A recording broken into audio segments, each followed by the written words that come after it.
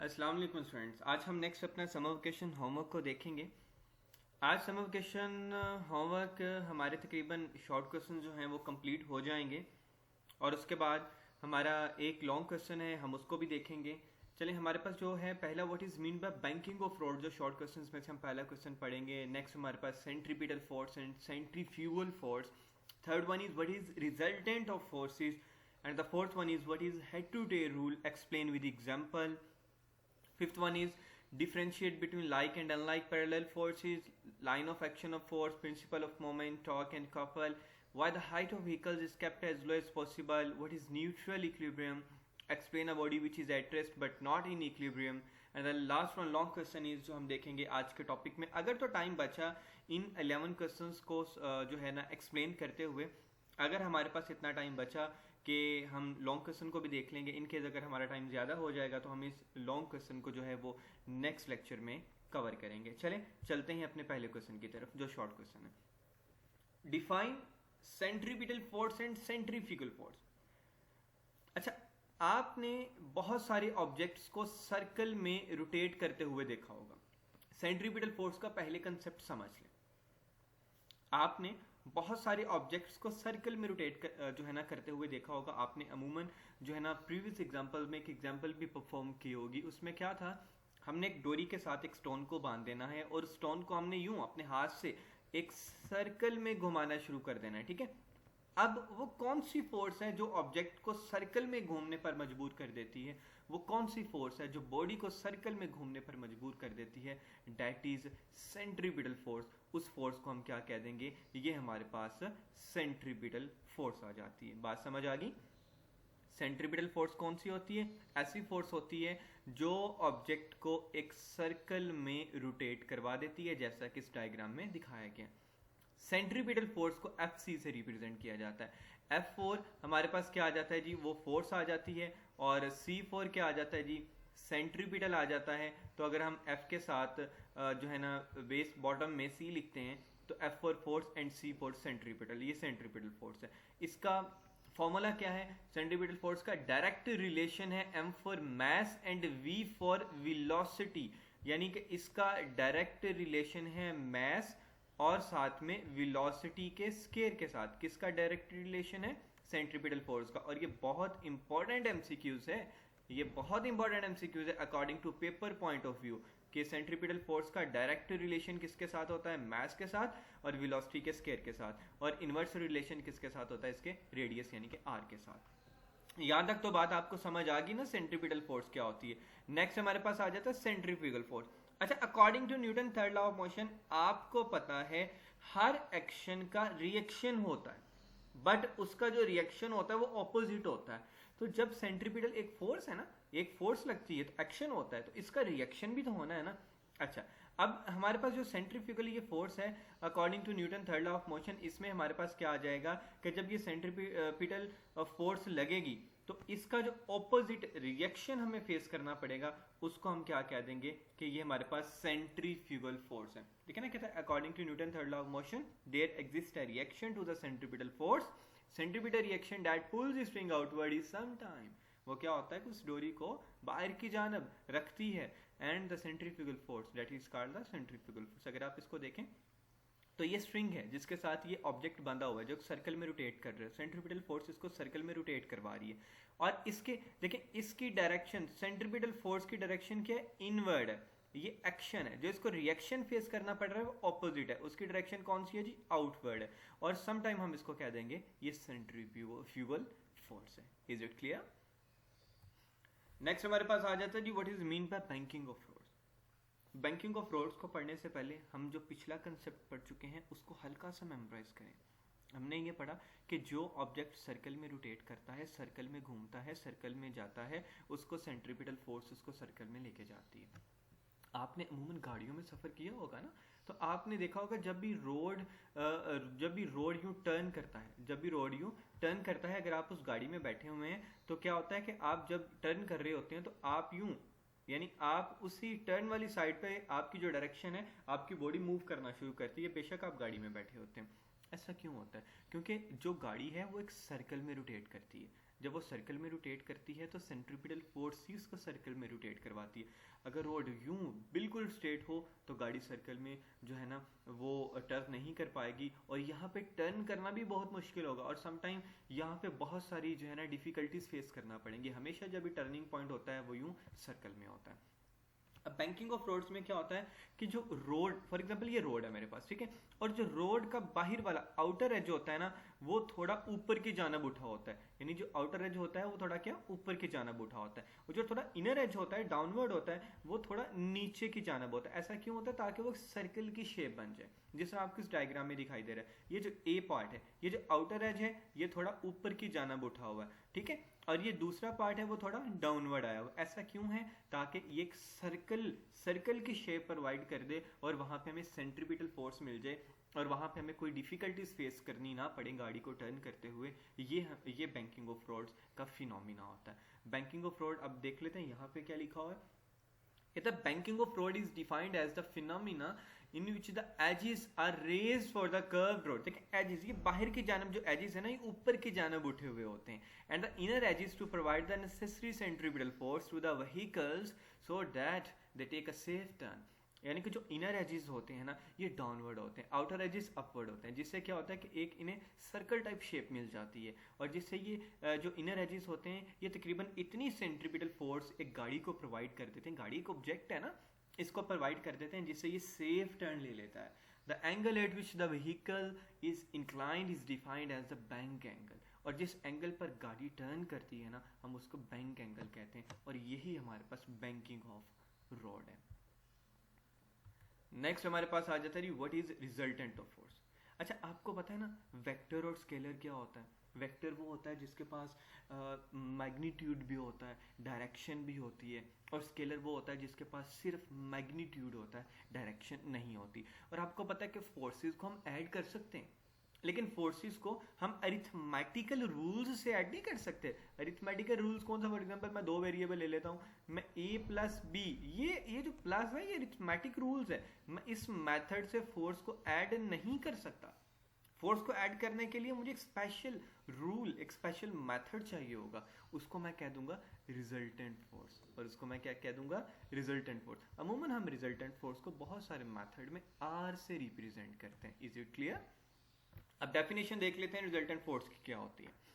कहता है resultant force, यहां से इसकी डेफिनेशन स्टार्ट हो जाती है। रिजल्टेंट फोर्स एक सिंगल फोर्स होती है that has the same effect as a combined effect of all the forces to be added. ये बिल्कुल एक ही फोर्स की तरह काम करती है सारी फोर्सेस को अपने अंदर ऐड करने के बाद। नेक्स्ट हम हेड टू टेल रूल देखेंगे, उसमें हम डिफरेंट एग्जांपल्स देखेंगे, उसमें रिजल्टेंट फोर्स ही उन सारी डिफरेंट फोर्सेस को आपस में मिला देगा, उससे रिजल्टेंट ऑफ फोर्सेस का कंसेप्ट मजीद क्लियर हो जाएगा। फिल वक्त यहाँ तक आपने सिर्फ इतना ही ध्यान में रखना है कि रिजल्टेंट फोर्स एक ऐसी सिंगल फोर्स है जो बिल्कुल सेम इफेक्ट करती है जब वो सारी फोर्सेस को अपने अंदर ऐड कर लेती है, और फोर्स एक वेक्टर क्वांटिटी होती है क्योंकि इसके पास मैग्नीट्यूड भी होता है एंड डायरेक्शन भी होती है। नेक्स्ट हमारे पास आ जाता है most important topic, what is head to tail rule, explain with example. Head to tail rule क्या होता है, हमने इसको डिफरेंट एग्जांपल्स के साथ देखना है। चलें शुरू करते हैं। हेड टू टेल रूल में सबसे पहला हेड, अगर ये आपको ब्लू कलर की लाइन दिखाई दे रही है ना, ये इसका हेड हो जाएगा, ठीक है। आपको पता है जो उसका फ्रंट एंड, वो चले हम यहाँ पे लिख भी देते हैं, ये हमारे पास क्या हो जाएगा जी, हेड हो जाएगा, ताकि आपको मजीद क्लियर हो जाए। और ये जो लास्ट वाला पॉइंट है ये इसकी क्या हो जाएगी, टेल हो जाएगी, ठीक है। हेड टू टेल, यानी हमने हेड और टेल से अपना जो है ना ये कंसेप्ट क्लियर करना। सबसे पहले हेड टू टेल रूल को करने से पहले आपने एक स्केल को सिलेक्ट कर लेना है। जब आप एक स्केल को सिलेक्ट कर लेंगे ना तो उससे आपने दो वेक्टर्स को ड्रा करना है, दो फोर्सेस को ड्रा करना है। फॉर एग्जांपल मैंने यहाँ पे एक ए को ड्रा कर दिया और दूसरा मैंने बी को ड्रा कर दिया। ए की डायरेक्शन जो है वो इधर है और जो बी की डायरेक्शन है वो इधर है। बात समझ आ रही है ना? उसके बाद मैंने क्या करना है, जब मैंने ये ड्रा कर लिया उसके बाद मैंने according to head to tail rule इन दोनों फोर्सेस को, इन दोनों वेक्टर्स को आपस में मिला देना है। जब भी वेक्टर्स को आपस में मिलाना है, आपके पास जितने भी वेक्टर्स हों तो आपने क्या करना है, उन सारे वेक्टर्स में से किसी एक वेक्टर को अपना पहला वेक्टर सिलेक्ट कर लेना है। अब मेरे पास दो वेक्टर थे ए और बी, मैंने क्या किया, ए को अपना पहला वेक्टर सिलेक्ट कर लिया। ठीक है, ये देखें, ये ए को मैंने अपना पहला वेक्टर सिलेक्ट कर लिया। उसके बाद क्या करना है, दूसरा वेक्टर मैंने इस तरीके से ड्रा करना है कि उसकी टेल पहले वेक्टर के हेड के साथ मिल जाए। अगर आप यहाँ पे देखें, यहाँ पे पहले वेक्टर का हेड और टेल आपस में मिल रहे हैं। ये है हेड, देखें head to tail, head to tail, यानी कि पहले वेक्टर का हेड और जो अगला वेक्टर है उसकी टेल मिल जाए पहले वेक्टर के साथ। अब आपके पास जितने भी वेक्टर्स होंगे आपने अकॉर्डिंग टू दिस मेथड आपने उसको सॉल्व करना है। अच्छा, अब हमने यहाँ पे देखा कि यहाँ पे क्या कहता है, similarly draw the next vector for the third force if any with its tail coinciding with the tail of the previous vector and so on. अब उसमें यहाँ पे उसने ये बताया, अगर आपके पास कोई नेक्स्ट वेक्टर मौजूद है तो आप according to head to tail rule आप इनके साथ मिला दें। अगर फॉर एग्जाम्पल, मैं फॉर एग्जाम्पल कह रहा हूं, मेरे पास नेक्स्ट वेक्टर कुछ यूं होता, मैं उसको कह देता सी, तो मैंने according to head to tail rule इन दोनों वेक्टर्स के साथ इस सी वेक्टर को कुछ यूं मिला देना था। क्या होना था, सी की टेल मिल जानी थी लास्ट वाले वेक्टर के हेड के साथ। देखें हेड टू टेल रूल हो गया ना। चलें भी नेक्स्ट चलते हैं। अब देखिए, अब मैंने देखा कि मेरे पास कोई और वेक्टर्स नहीं है, मेरे पास और वेक्टर मौजूद नहीं है, मेरे पास सिर्फ दो वेक्टर हैं ए एंड बी। मैंने ए एंड बी को according to head to tail rule दोनों को आपस में मिला दिया। अब नेक्स्ट काम क्या करना है, नेक्स्ट काम ये करना है, मैंने एक रिजल्टेंट वेक्टर ड्रा करना है जिसको मैं रिजल्टेंट फोर्स भी कह दूंगा। वो रिजल्टेंट फोर्स क्या करेगी, जितने vectors head to tail rule से आपस में मिले हैं वो उनको आपस में मिला देगी। और वो रिजल्टेंट फोर्स किस तरीके से ड्रा करनी है, रिजल्टेंट फोर्स इस तरीके से ड्रा करनी है कि जो रिजल्टेंट फोर्स की टेल होगी वो पहले वेक्टर की टेल के साथ मिल जाए और जो रिजल्टेंट फोर्स का हेड होगा वो लास्ट वाले वेक्टर के हेड के साथ मिल जाए। Is it clear? अब हम एक एग्जांपल और करते हैं, इससे आपका कंसेप्ट मजीद स्ट्रॉन्ग हो जाएगा। अब एग्जांपल नंबर 1 है, मेरे पास क्या है, यहाँ पे 3 वेक्टर्स हैं। अब बात को यहाँ पे गौर से आप लोगों ने समझना है, एक की डायरेक्शन कुछ यूं है और दूसरे की डायरेक्शन कुछ यूं है, एंड जो थर्ड वन उसकी डायरेक्शन मेरे पास थोड़ी स्ट्रेट है। Is it clear? ये मेरे पास 3 वेक्टर्स हैं, मैंने इनको according to head to tail rule मिला देना। अच्छा, अब पहला काम क्या करना है, इन तीनों वेक्टर्स में से कोई एक वेक्टर को पहला वेक्टर बना ले। अब आप लोगों के जहन में ये भी सवाल हो सकता है कि सर ने लास्ट वाले में ए को पहला बनाया था, बी को पहला क्यों नहीं बनाया था। आपने ये भी एक चीज को जहन में रखना है कि जब भी आपने according to head to tail rule एक डायग्राम को बनाना है, एक प्रॉपर डायग्राम बने जिसकी एक प्रॉपर ज्योमेट्रिकल शेप हो। ये ना हो कि आप पहले बी को ले रहे हैं, ये जहाँ पे जा रहे हैं, अब क्या करेंगे, चलें भी मैं देख लेता हूँ, पहले मैं अगर बी को ले लेता हूँ, बी थोड़ा टेढ़ा था, ठीक है, मैं यहाँ पे रेस करता हूँ इसको। अब आपको ये भी बता देता हूँ कि मैं पहले ए को क्यों ले रहा हूँ।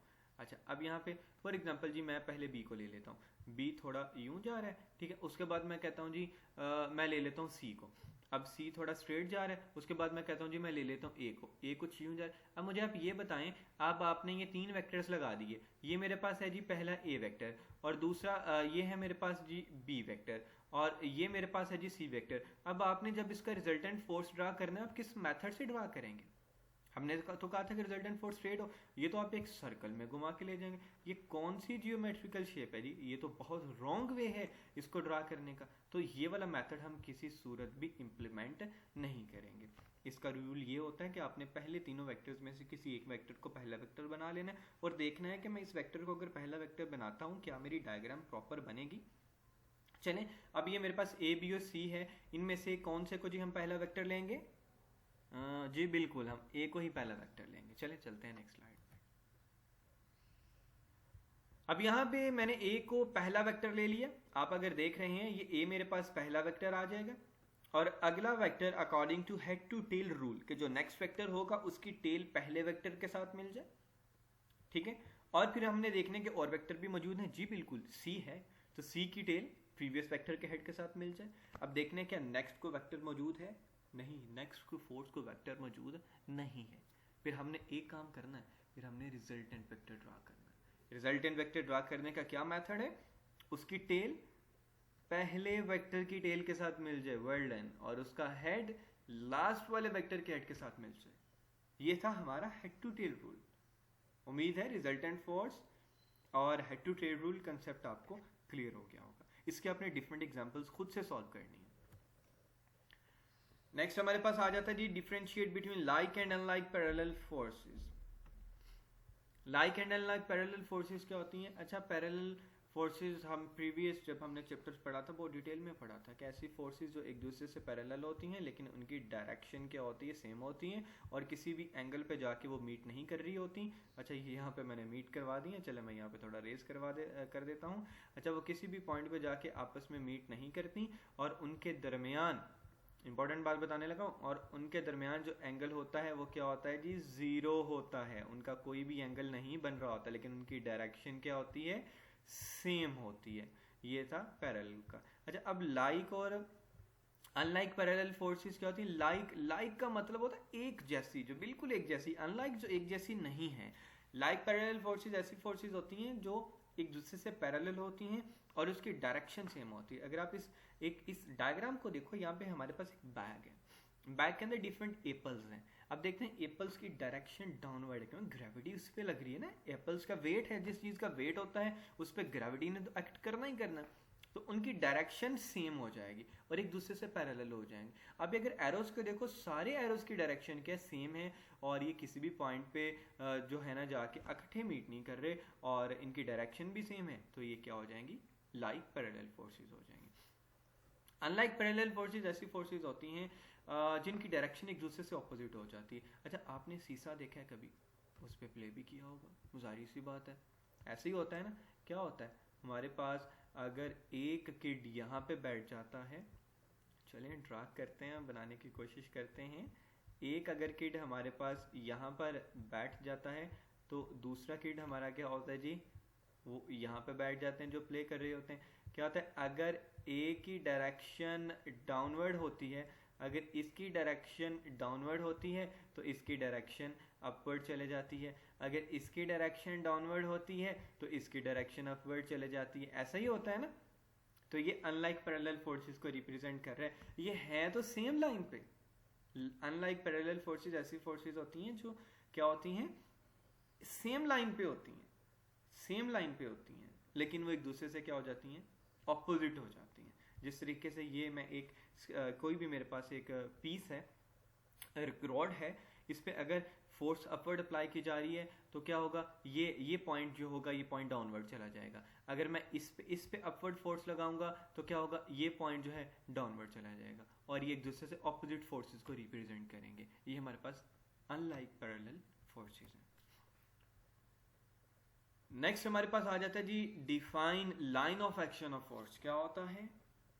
लाइन एक्शन ऑफ फोर्स एक ऐसी लाइन है, अगर हम उस पर फोर्स एक्ट करें तो वो, चलें इसको डायग्राम से पहले समझने में बाद में एक्सप्लेन करता हूं। मैं फॉर एग्जांपल, अगर ये मेरे पास एक स्ट्रेट लाइन है, मैं इसके सेंटर से एक और लाइन ड्रा कर देता हूं। अगर मैं उस लाइन पे फोर्स अप्लाई करूं तो क्या होगा?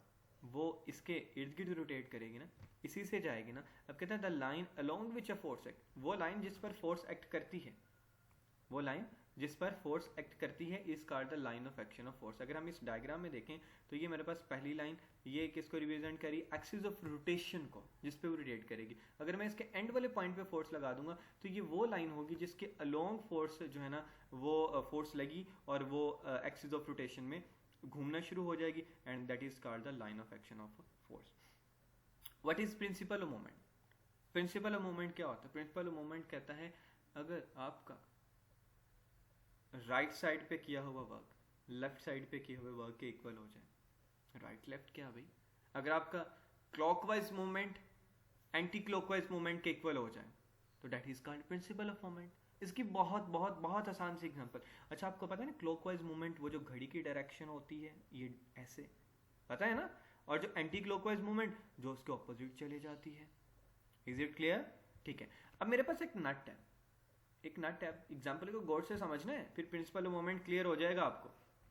मेरे पास एक नट है, मैंने इस नट को टाइट करना, क्या होगा? हैमर का इस्तेमाल, हैमर नहीं, मैं एक जो है ना एक इंस्ट्रूमेंट का इस्तेमाल कर रहा हूँ। इसे मैं क्या करता हूँ, नट को टाइट करने के लिए मैं जो क्लॉकवाइज डायरेक्शन में टर्न्स लेता हूँ वो है 5, यानी मैं 5 टाइम क्या करता हूँ, मैं 5 टाइम टर्न लेता हूँ इस नट को टाइट करने के लिए। तो जब मैंने 5 टाइम टर्न लिया तो नट मेरा टाइट हो गया। अब मैंने इस नट को लूज करना है। अब जब 5 टाइम टर्न लिया तो मैंने इसको घुमाया क्लॉकवाइज डायरेक्शन में। अब मैंने इसी नट को लूज करना है। जब मैं नट को लूज करूंगा तो मैं इसकी डायरेक्शन कर दूंगा इस जानिब, इसके ऑपोजिट हो जाएगी। और लूज करने के लिए भी मैं कितने टाइम टर्न करूंगा जी, 5 टाइम ही टर्न करूंगा। देखें मेरा ये जो क्लॉकवाइज मूवमेंट था जो कि हमने नट को टाइट करने के लिए 5 टाइम टर्न लिया, वो किसके इक्वल हो गया, एंटी क्लॉकवाइज मूवमेंट के। दोनों मूवमेंट क्या हो गए, इक्वल हो गए। तो that is called the principle of movement. Is it clear? Next हमारे पास आ जाते हैं जी differentiate between torque and couple. Torque क्या होता है और कपल क्या होता है? अच्छा, आपने अमूमन डोर को खोलने के लिए डोर नॉब को घुमाया होगा ना। और अगर आपने जो है ना किसी भी शावर पॉइंट को ओपन करना है तो क्या करते हैं, आप उसको घुमाते हैं तो फिर ही पानी आता है।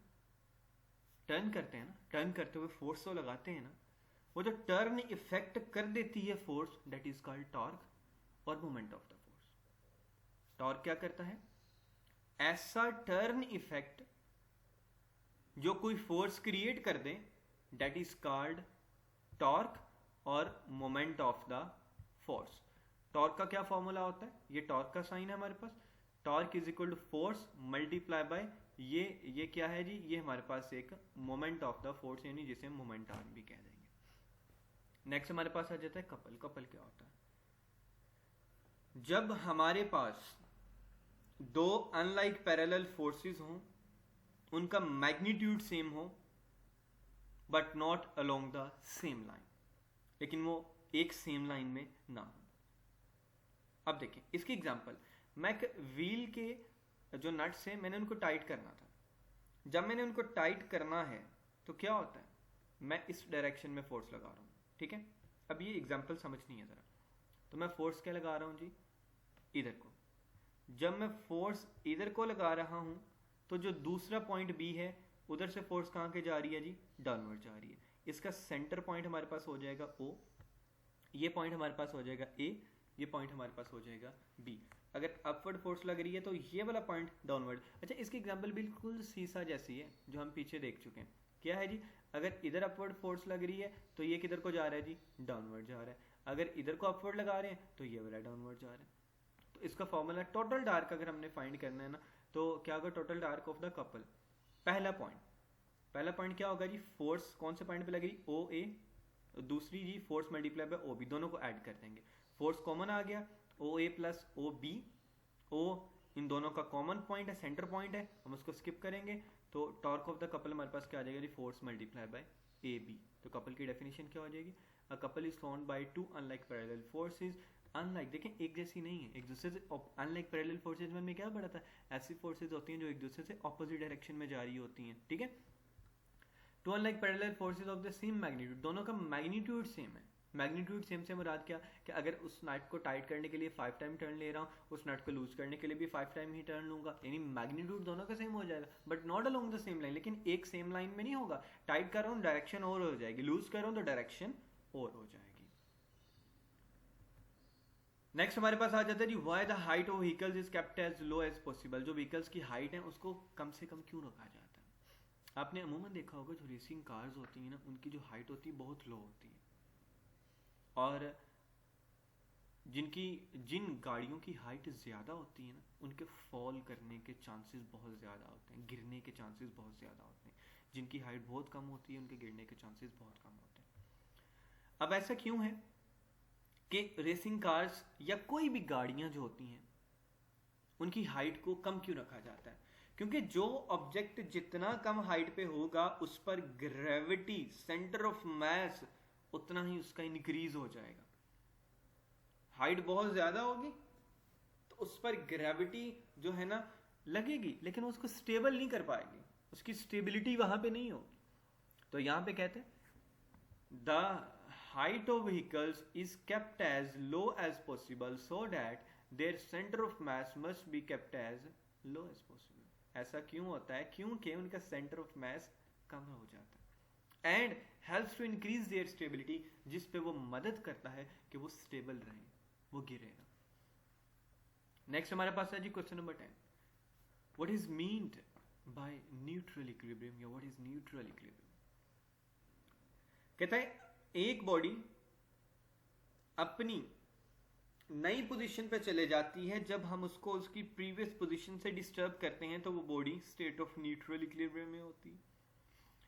अब स्टेबल अनस्टेबल में भी आपने यही पढ़ा था कि जब बॉडी को डिस्टर्ब करते हैं तो अपनी नई पोजीशन पे चले जाती है, अपनी प्रीवियस पोजीशन पे वापस नहीं आती.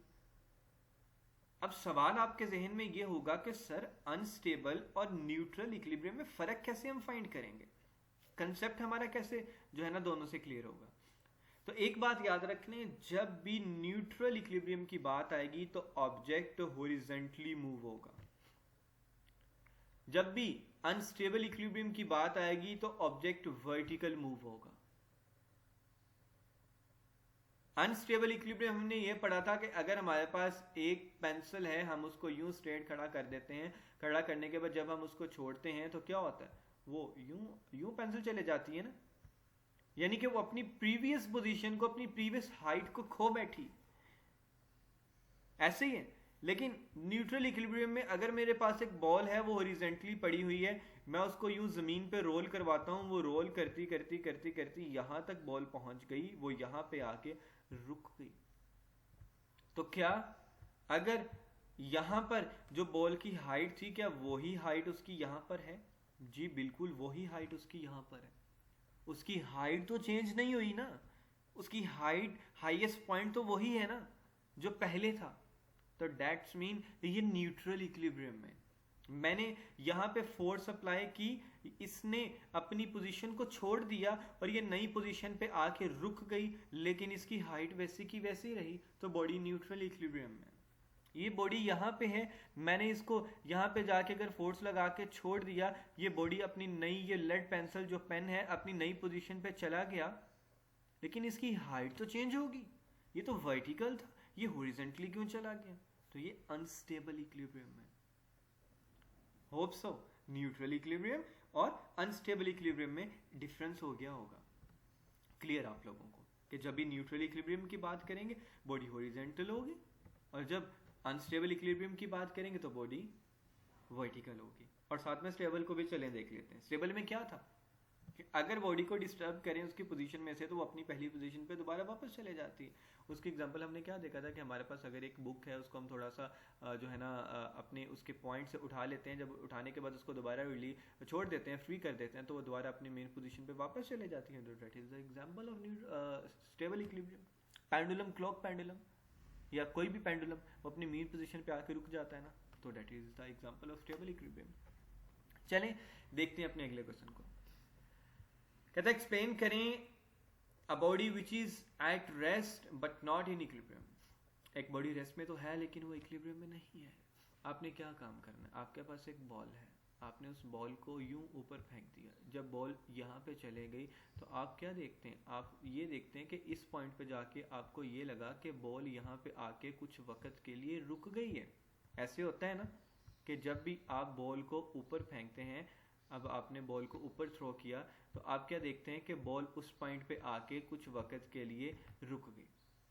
ऐसे हुआ ना, लेकिन फिर वो दोबारा वापस आ गई उसी पोजीशन पर जिस पोजीशन पर वो थी. अब ये पोजीशन यहाँ पे जाके बॉल रुक गई, वहां पर उसकी वेलोसिटी क्या हो जाएगी? जीरो हो जाएगी. उसकी वेलोसिटी क्या हो जाएगी? और जीरो हो जाएगी. और यही पॉइंट होगा कि जब वो बॉल रेस्ट में होगी, और ये ऐसा पॉइंट होगा कि बॉडी रेस्ट में तो है बट इक्विलिब्रियम में नहीं है. यस, ऐसा पॉसिबल है कि बॉडी रेस्ट में है बट इक्विलिब्रियम में नहीं है.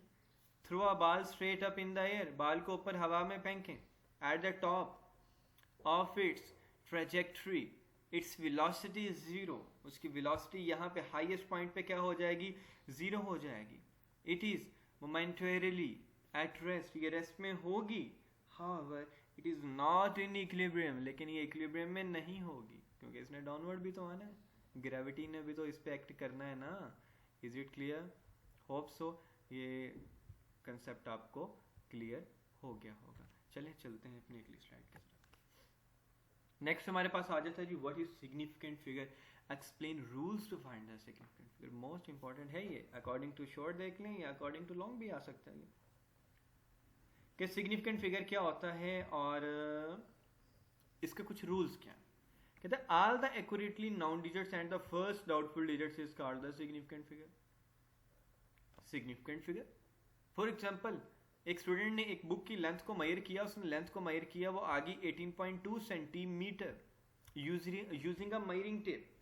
अब ये जो हमारे पास 1/8 है ना, ये जो 1/8 है, ये हमारे पास लेफ्ट साइड पे जो 1/8 है ये बिल्कुल एक्यूरेटली नाउन डिजिट्स हैं, इसमें गलती के चांसेस नहीं है. लेकिन ये जो 0.2 है ना, ये डाउटफुल डिजिट है, इसके बारे में स्टूडेंट श्योर नहीं है. मे बी ड्यूरिंग मेजरमेंट उसका आई पॉइंट बिल्कुल करेक्ट पोजीशन पे ना हो, इसमें थोड़ी फॉल्ट हो सकता है, डाउटफुल है. लेकिन ये जो 1/8 है ये बिल्कुल एक्यूरेट है. तो ऐसे डिजिट्स, इसमें ऐसे नंबर्स जिसमें एक्यूरेटली नाउन डिजिट्स भी हो and the first doubtful digit भी हो, वो सिग्निफिकेंट फिगर कहलाता है. अब उसके कुछ रूल्स क्या हैं, किन फैक्टर्स पे ये डिपेंड करता है. कहता है the quality of the measuring instrument, कि जो आप मेजरिंग इंस्ट्रूमेंट इस्तेमाल कर रहे हैं क्या वो बिल्कुल ठीक है. The skill of the observer, जो ऑब्जर्वर मेजरमेंट्स कर रहा है क्या उसको मेजरमेंट्स करनी आती भी है. And the last one is the number of observation made, उसने कितनी दफा इस एक्सपेरिमेंट को परफॉर्म किया, इस मेजरमेंट को परफॉर्म किया, क्या हर दफा उसकी मेजरमेंट का रिजल्ट सेम आया या डिफरेंट आया. अगर डिफरेंट आ रहा है तो उस मेजरिंग इंस्ट्रूमेंट में कोई गलती है. लेकिन a student measured the length of a book 18.2 cm using a measuring tape. The number of the significant figure is 3. तो इसमें number of significant figure कितने हैं? 3. कैसे हैं हम नेक्स्ट सीखते हैं. The left digits 18 are the accurately known digits, while the 2 is the doubtful digit for which the student may not be sure. इसमें वो यकीन नहीं है उसे पक्का कि ये बिल्कुल ठीक है. चलिए अब इसके रूल्स हम सीखते हैं. तो कैसे पता चलेगा कि इन नंबर्स में 3 सिग्निफिकेंट फिगर कैसे हो गए.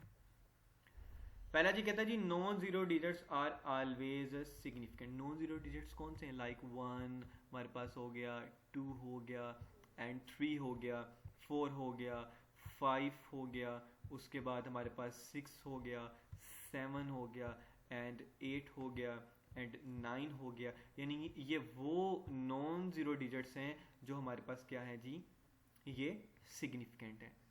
Zeros between two significant figures are always significant. अगर मैं इन significant figures नंबर में से कोई 2 नंबर उठा लेता हूँ, फॉर एग्जांपल जी मैंने 7 और 4 नंबर उठा लिया, अगर 7 और 4 के दरमियान 0 आ जाए तो ये भी सिग्निफिकेंट फिगर होगा. देखें, 0 बिटवीन 2 सिग्निफिकेंट फिगर्स.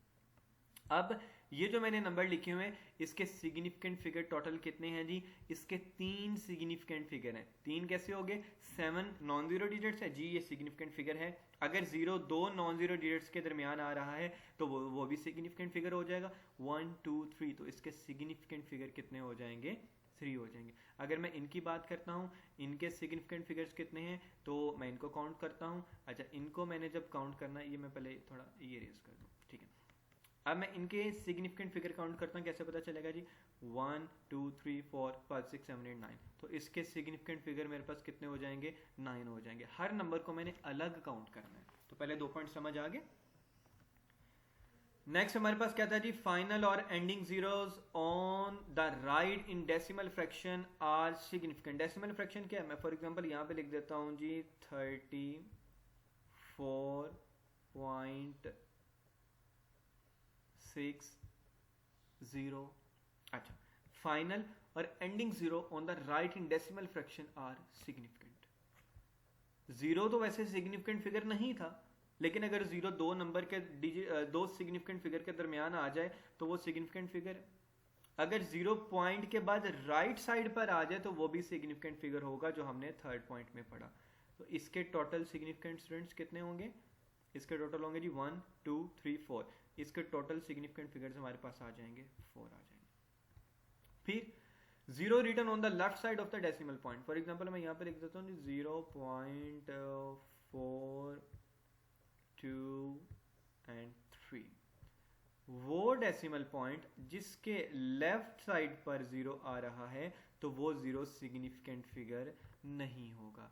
अगर उसके राइट साइड पर सिग्निफिकेंट फिगर आ रहा है डेसिमल पॉइंट के बाद तो वो सिग्निफिकेंट फिगर हो जाएगा। अब मैंने ये देखना है कि जो मेरे पास लेफ्ट साइड पे 0 आया है वो पॉइंट डेसिमल पॉइंट के बाद, तो इसके सिग्निफिकेंट फिगर कितने होंगे। इसके सिर्फ हमने पॉइंट के बाद वाले नंबर को काउंट करना है कि ये हमारे पास सिग्निफिकेंट फिगर है, लाइक 1 2 3, तो इनके सिग्निफिकेंट फिगर मेरे पास कितने हो जाएंगे, 3 हो जाएंगे। ठीक है।